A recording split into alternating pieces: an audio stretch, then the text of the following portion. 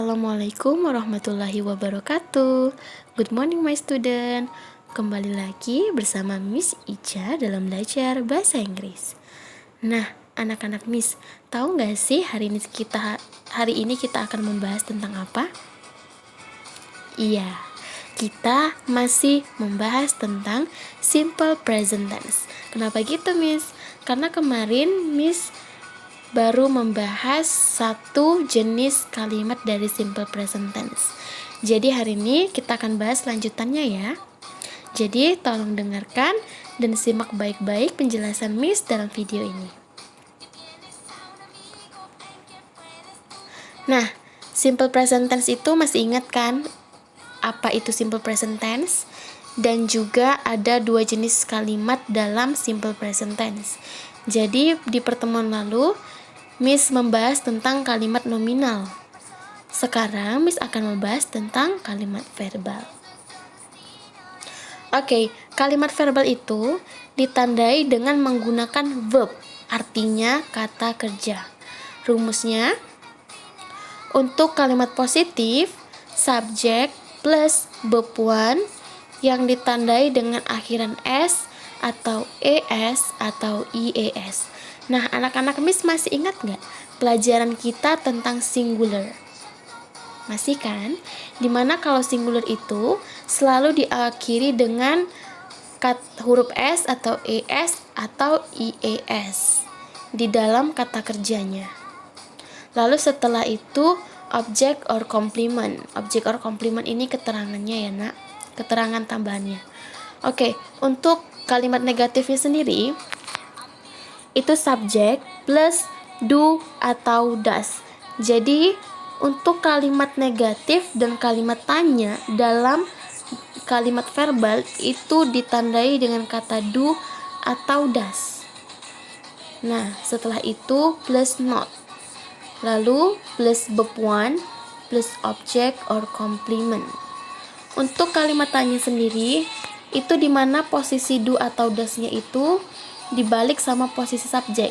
Jadi letaknya do atau does, lalu subjek, lalu plus verb one, lalu plus object or complement, lalu plus tanda tanya. Jadi jangan lupa ya, berikan tanda tanya di setiap kalimat tanya, karena itulah penandanya bahwa kalimat itu kalimat tanya. Nah, untuk kotak yang warna kuning ini adalah pembagiannya, di mana ada kolom subjek, ada kolom do atau does, dan ada kolom kategori yang menggunakan akhiran s atau es atau ies. Jadi subjek itu kan ada 7 nih. Nah, untuk do atau does sendiri yang menggunakan does itu subjeknya ada 3. She, he, it. Sedangkan yang menggunakan do itu subjeknya ada 4. I, you, they, we. Nah, untuk akhiran yang menggunakan akhiran s atau es atau ies itu cuman untuk subjek she, he, dan it. Untuk I, you, they, we itu tidak berlaku akhiran ses dan ies ya nak. Nah, biar lebih jelas, kita langsung masuk aja ke contoh soalnya. Oke, soal nomor 1. He take his motorcycle in the office. Nah, perhatikan, setiap kata yang berada di dalam kurung itu merupakan kata kerjanya. Verb ya, verb one. Disitulah yang akan kalian ubah, apakah dia menggunakan akhiran ses atau ies atau tidak menggunakan sama sekali. Tergantung subjeknya. Untuk yang nomor 1, subjeknya itu adalah he. Maka he itu termasuk kategori yang menggunakan akhiran s, es ataupun ies.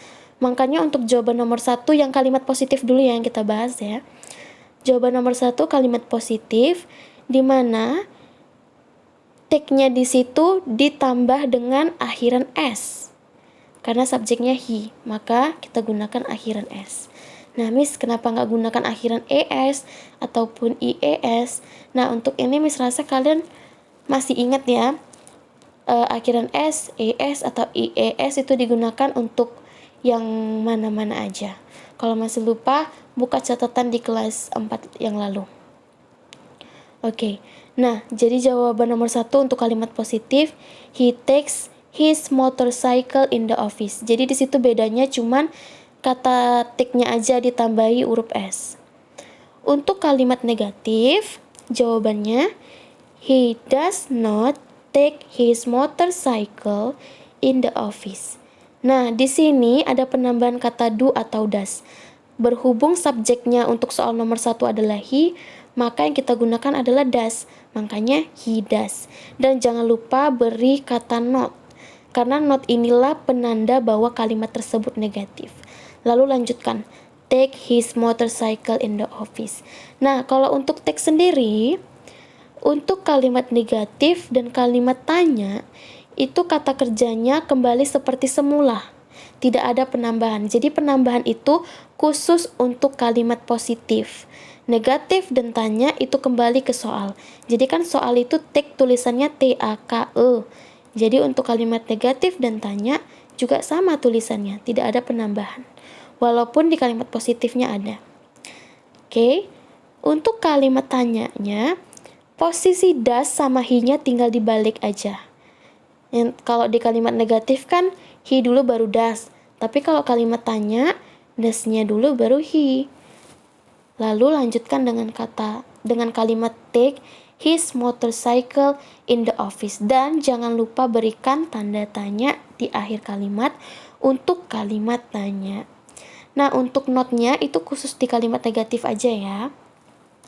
Lanjut soal nomor 2. They watch TV in living room. Di sini subjeknya adalah they dan kata kerjanya adalah watch. Nah, berhubung subjeknya they, di mana tidak termasuk kategori yang harus menggunakan akhiran s, es atau ies, maka jawaban nomor 2 untuk kalimat positif itu they watch TV in living room. Jadi sama semua ya jawabannya, sama seperti soalnya, tidak ada bedanya. Antara soal dengan jawaban kalimat positif nomor 2 itu tidak ada bedanya, sama. Watch-nya tidak ada penambahan sama sekali karena subjeknya adalah they. Nah, lanjut kalimat negatifnya. They do not watch TV living room. Nah, di sini kita gunakan do. Kenapa? Karena subjek they. They kan pasangannya do. Lalu gunakan not biasa ya, kalau kalimat negatif selalu ada kata not. Lalu lanjutkan watch TV in living room. Nah, untuk kalimat tanya, do sama they itu tinggal dibalik posisinya. Setelah itu lanjutkan kalimatnya. Dan jangan lupa akhiri dengan tanda tanya. Nah, gimana? Nggak susah kan? Nggak lah pastinya. Karena memang sih kalau dilihat sekilas kelihatannya tuh sulit atau ribet, tapi kalau kalian benar-benar memperhatikan dengan jelas, mendengarkan dengan jelas penjelasan dari Miss, itu tidak akan sulit. Karena itu tinggal sedikit aja sih perubahannya. Ada yang diganti, ada yang ditambah gitu. Dan untuk pasangannya masing-masing juga udah Miss berikan. Seperti kotak warna kuning ini. Itu udah Miss pasangkan, do yang mana pasangannya, das-nya juga yang mana, terus subjek yang mana aja yang menggunakan akhiran SES atau IES. Jadi Miss rasa tidak terlalu sulit. Tidak sulit pun. Nah, untuk soal hari ini itu ada 4 soal. Seperti di pertemuan sebelumnya, setiap satu soal itu ada 3 jawaban, ada kalimat positif, kalimat negatif, dan kalimat tanya. Jadi kerjakan 4 soal ini di buku latihan kalian, dan jangan lupa buat tanggal hari ini ya nak, seperti yang udah Miss tuliskan di kalimat atas sebelah kanan. Itu Friday 20 November 2020, itu tanggal hari ini. Dan juga jangan lupa kasih judulnya The Exercise. Oke, ini saja materi kita hari ini. Jika masih kurang mengerti, dapat tanyakan kembali kepada Miss melalui WA pribadi. Baiklah, Miss akhiri video kita hari ini. Wassalamualaikum warahmatullahi wabarakatuh. See you and goodbye.